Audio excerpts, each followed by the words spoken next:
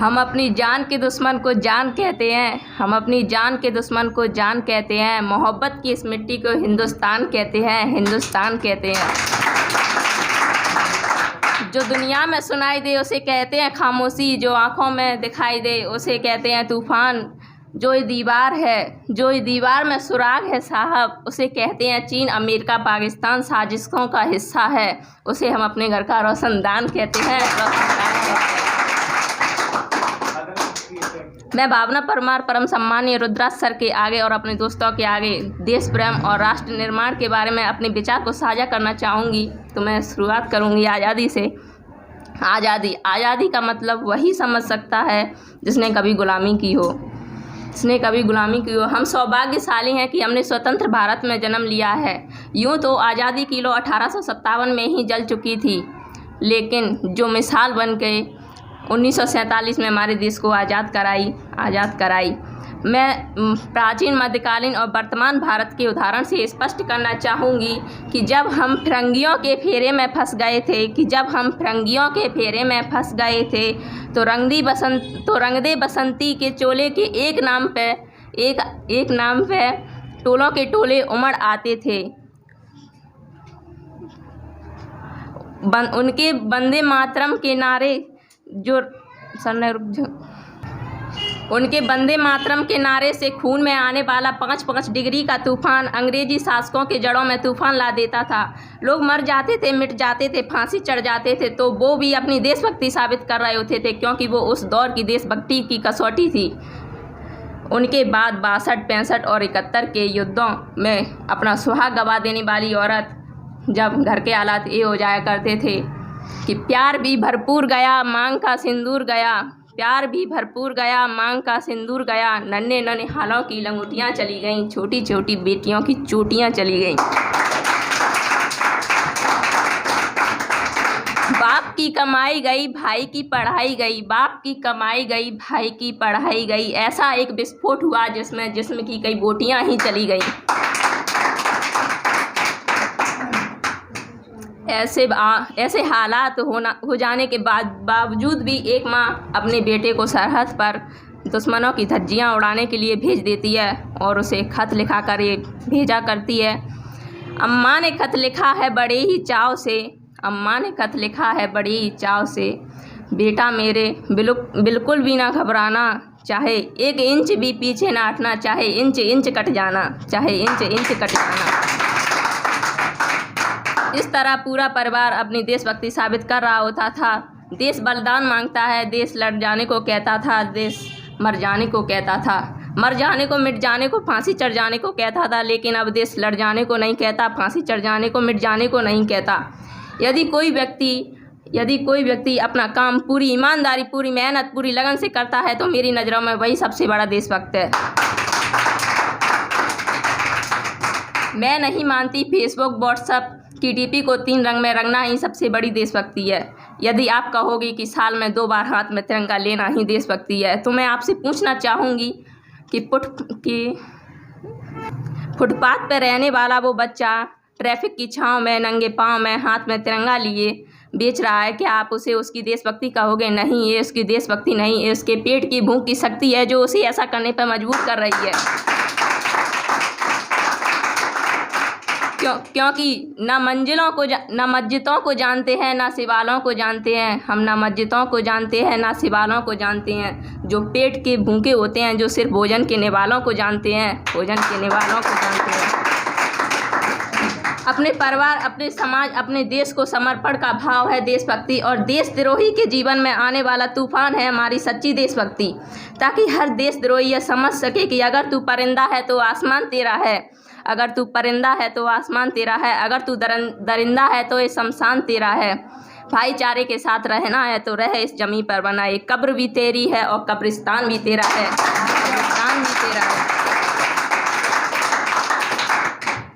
देशभक्ति तब आहत होती है जब एक बेटा अपने बूढ़े माँ बाप को वृद्ध आश्रम के चौखट पर छोड़ आता है। करा उठती है देशभक्ति जब मुश्किल में फंसे लोगों की जान बचाने की बजाय हम अपनी सेल्फी खींचकर लाइक्स बढ़ाने में लगे होते हैं।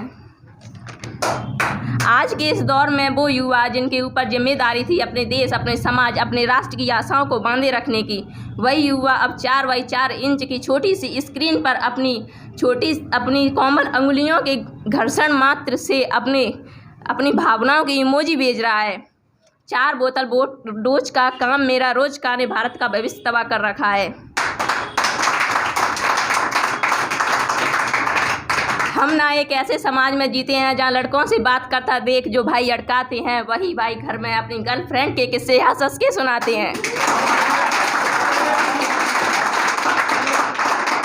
मैं बता दूं कि महिला सुरक्षा के मामले में हम आज भी चौथे नंबर पर आते हैं। हम ना एक ऐसे समाज में जीते हैं जहाँ पत्थर की मूरत को लगते हैं 56 भोग, भूखे नंगे तड़पते सो जाते हैं लोग।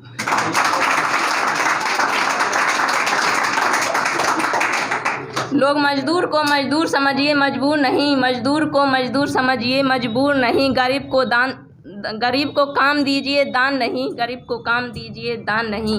अगर दान देने के इच्छुक हो तो जीते जी रक्तदान दीजिए और मरने के बाद दान देकर किसी मरने वाले को जीवन दान दीजिए।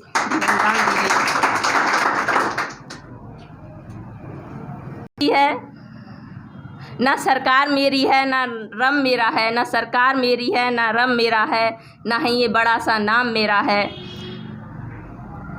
बड़ा सा नाम। बस इतनी सी बात का गुरूर है मुझे कि ये भारत मेरा है, ये भारत मेरा है। परंतु एक वैचारिक बीमारी मुझे अपने समाज में नज़र आती है। कहा जाता है कि हम दुनिया के सबसे बड़े लोकतंत्र हैं जहां हिंदू पैदा होते हैं, मुस्लिम, सिख, ईसाई भी पैदा होते हैं, लेकिन बदकिस्मती है कि अब इंसान पैदा नहीं होते। और मेरे विचारों में ना हिंदू की ज़रूरत है ना मुसलमान की ज़रूरत है। राष्ट्र निर्माण के लिए हमें केवल एक अच्छे इंसान की ज़रूरत है।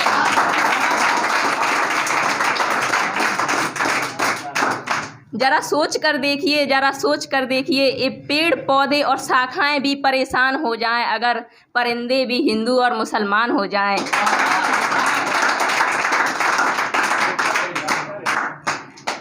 मुझे अपने समाज में एक शैक्षणिक बीमारी भी नज़र आती है।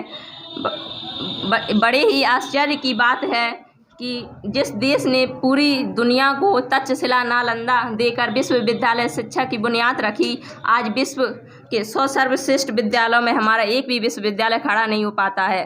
जहां हमारे पास एक और IIT, IIM, NIT जैसी शिक्षा संस्थान हैं, वहीं दूसरी ओर इस देश के गरीबों को बेरोजगारी की जमात में खड़ा करने के लिए उनके हाथ में सर्व शिक्षा अभियान का झुंझुना पकड़ा दिया जाता है।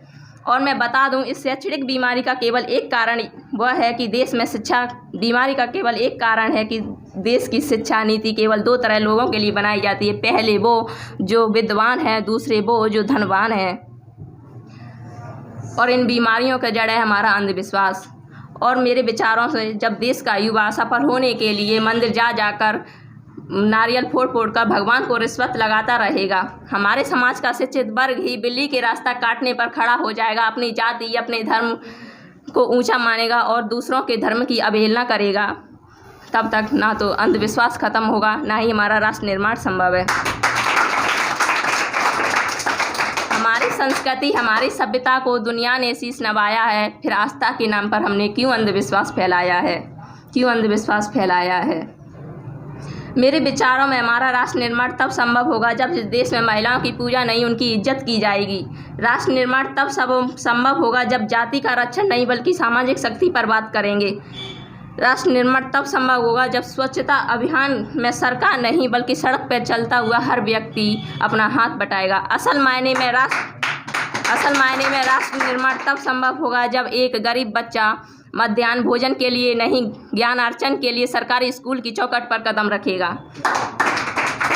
हमारा राष्ट्र निर्माण तब संभव नहीं हो सकता जब एक नागरिक नैतिक रूप से सटीन, शारीरिक रूप से चरित्र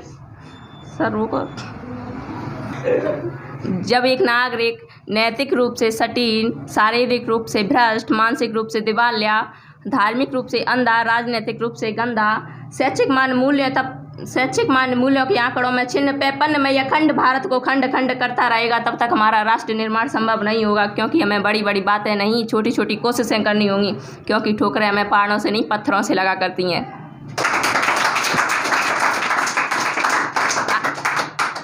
I being a Indians, I being a students, I being a simple daughter of this motherland proud to be Indian। और मैं सैल्यूट करना चाहूँगी सरहद पर हमारी रक्षा के लिए खड़े जवान को, इस देश के पुलिस प्रशासन और किसान को, और हर उस व्यक्ति को जो अपना काम पूरी मेहनत, पूरी ईमानदारी, पूरी लगन से करता है।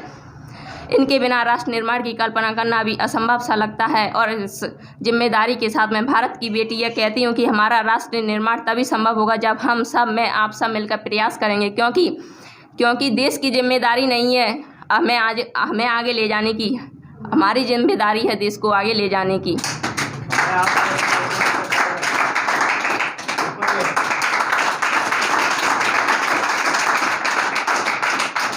मैं अपनी वाणी को विराम देते हुए अंत में बस इतना ही कहना चाहूँगी, मेरा भारत महान था, महान है, महान रहेगा, क्योंकि होगा हौसला सबके दिलों में बुलंद, होगा हौसला सबके दिलों में बुलंद, तो पाकिस्तान भी जय हिंद कहेगा। पाकिस्तान ही क्यों, सारा जहां जय हिंद कहेगा, क्योंकि सारे जहां से अच्छा हिंदुस्तान हमारा, हम बुलबुले हैं इसके गुलिस्तान हमारा, गुलिस्तान हमारा।